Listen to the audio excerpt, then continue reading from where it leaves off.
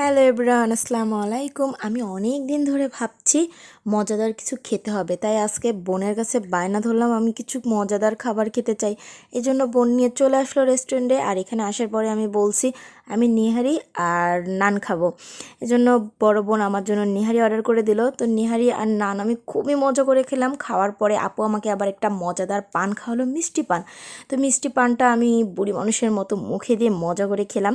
তো খাওয়া দাওয়া করে আসার সময় কুরিয়ার সার্ভিস থেকে আমার একটি পার্সেল ছিল, সেটা নিয়ে চলে আসলাম। আর পার্সেলটি পাঠিয়েছে ইটালি থেকে আমার বড় ভাইয়া আমার জন্য। দেখি কি, সে আমার জন্য সারপ্রাইজ হিসেবে একটি গিফট পাঠিয়েছে। গিফটটি কি সেটা আমি এখনও দেখিনি। তো বড় আপু খুব সুন্দর করে প্যাকিংটা কেটে কেটে খুলছে। তো বড় আপু খোলার পরে দেখি আমার ভাইয়া আমার জন্য কি পাঠিয়েছে। তো দেন দেখলাম একটি খুবই সুন্দর হেডফোন পাঠিয়েছে। থ্যাংক ইউ সো মাচ ভাইয়া, এত সুন্দর একটি গিফট আমাকে ইটালি থেকে পাঠানোর জন্য। তো সবাই ভালো থাকবেন, সুস্থ থাকবেন।